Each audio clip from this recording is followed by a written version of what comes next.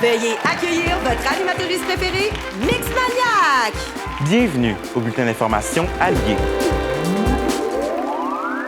L'école au Québec n'est pas magiquement le lieu où les personnes queer sont le plus épanouies, notamment à cause de l'homophobie grandissante ou encore le manque d'éducation à la sexualité.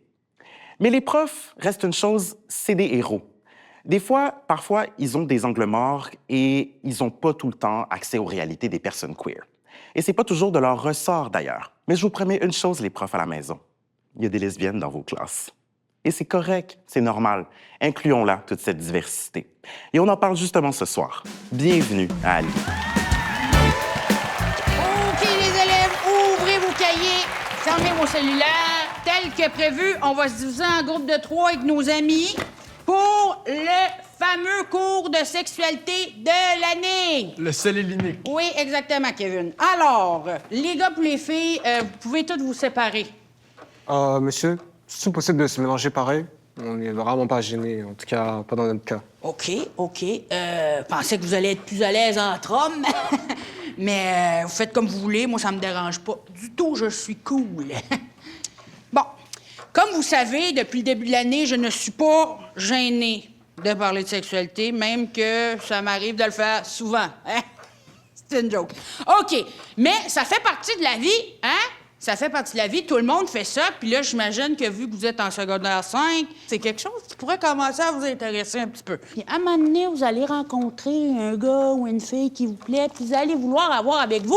Un condom! Exactement, le fameux condom, l'indémodable. Bon, évidemment, en ce moment, j'ai pas un pénis que je peux vous montrer, fait qu'on va faire avec les moyens du bord. On va utiliser un cocon pour apprendre à s'exécuter. Première affaire, écoute, faut que le pénis soit en érection. Monsieur Dubreuil? Je m'excuse, Monsieur Dubreuil, mais je suis lesbienne, fait que ça m'intéresse pas d'apprendre par rapport au pénis, honnêtement. Ça, c'est parce que t'as pas encore essayé avec un gars, ma belle. Je suis lesbienne pas mal sûre, mon chum. Mais ma question, c'est est-ce que j'ai besoin d'utiliser un condom?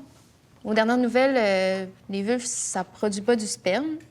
OK. Alors, premièrement, on n'utilise pas ce type de langage dans ma classe, jeune homme. OK? On va se parler après l'école. En retenue. Lily, c'est une très bonne question. Vite de même, tu sais quoi, une digue dentaire? Non. OK, parfait. Moi non plus. Mais je vais m'informer, je vais contacter une sexologue, je vais faire mes recherches et je te reviens là-dessus. Mais pour l'instant, on va s'en tenir à nos cocombes libanais. OK? Alors, qu'est-ce qu'on a besoin? Un pénis en érection, un condom, c'est ça. Le cours est fini, merci tout le monde. La cloche a sonné. Si vous ne saviez pas ce que c'était une digue dentaire, eh bien, vous allez l'apprendre aujourd'hui avec mon invité, qui est aussi ma grande amie, mixte. Bonjour, Estelle Cazelet. Comment allez-vous? Ça va bien, Mixmaniac? Estelle Cazelet, sexologue.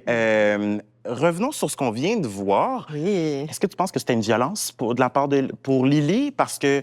Non, je pense pas que c'est une violence en soi. Je pense que c'est ce que les intervenants et intervenantes craignent beaucoup, tu sais, d'échapper la genre de balle, là, tu sais, ou leur patate chaude, là, finalement, qui est l'éducation à la sexualité pour faire des erreurs. Mais c'est normal de faire des erreurs en éducation à la sexualité, puis on échappe. On échappe beaucoup. Il y a des commentaires qui se font. Il y a peut-être des textos qui s'envoient en classe pendant qu'on fait ça. C'est plus juste au sein de notre cadre et notre classe, hein, l'éducation à la sexualité. Souvent, ben exact. Puis souvent, ce que je dis aux jeunes, c'est j'aimerais vraiment qu'on soit dans un espace sécurisant et sécuritaire en ce moment, mais je ne peux pas vous le garantir. C'est à vous, entre vous, de gérer ça. Parce que quand on sort de la classe... Exact, aussi. Mais c'est pas toi qui es comme une figure d'autorité. C'est non, je vous mets avec le pouvoir. Ouais. Et à vous de vous arranger. Oui, puis je leur dis souvent aussi, je serai pas la fille qui va popper sur le coin de ton lit en disant « Oublie pas le condom. » Vous êtes tu responsable. Tu n'es pas la fécondon. Non, je ne suis pas la fécondon. Voilà. Mais à quel genre de violence alors? Parce qu'il y en a. Oui, il y a beaucoup de violence. Pour les personnes LGBTQIA+, c'est vraiment l'invisibilisation en éducation à la sexualité. Ouais. Parce qu'on éduque énormément encore tous les aspects plutôt biologiques, mais on parle pas de psychologique, de développement psychologique, d'orientation sexuelle, Oui. de plaisir, Oui. de comportement sexuel, de relations plurielles, etc. Donc, on n'est pas là-dedans, tu sais. Donc, l'invisibilisation, c'est déjà dur en soi. De segmenter encore les genres, c'est vraiment d'actualité, là. binariser, donc. Oui, de binariser cette éducation à la sexualité-là. Moi, j'ai une chose à dire. Plus on éduque les garçons et les filles de manière absolument aux opposés, on peut pas s'attendre à ce qu'ils sortent ensemble puis qu'ils soient heureux, heureuses. Ouais. Ou Donc, qui se retrouvent au milieu, exactement, en fait. exactement.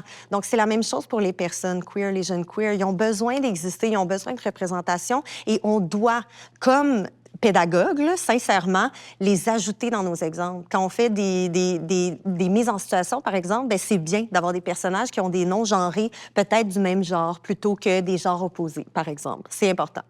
Qu'est-ce que tu donnerais comme conseil alors à un professionnel scolaire qui veut favoriser un environnement inclusif, sécuritaire, même si tu l'as dit, c'est aux jeunes aussi de se sécuriser. Absolument.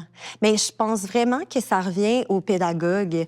Je crois sincèrement qu'avant même de dispenser l'éducation à la sexualité, il faut comprendre sa propre sexualité. Donc, de faire une bonne introspection, je dirais une introspection, je sais pas moi, le temps de 2-3 épisodes là, de Sex Education, on va dire un bon 1 heure, on dit ça comme ça, pour au moins réfléchir avant d'entrer dans une classe puis de faire quelque chose qu'on a peur de jongler, de faire des erreurs, mais de vraiment se statuer sur, OK, moi, je suis à quelle intersection?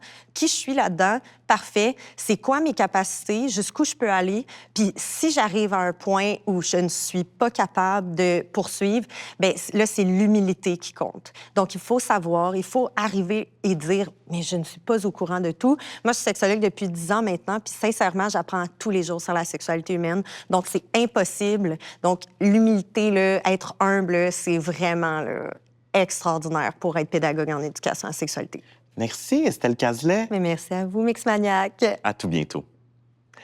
Entre malaise de mes réponses et concombre libanais, on voit très bien que l'éducation sexuelle a encore beaucoup de chemin à faire aujourd'hui. On espère aussi, bien sûr, que personne n'aura confondu son lunch avec le matériel pédagogique. Mais ça, c'est votre problème. On se laisse à la semaine prochaine au bulletin d'information à Lille.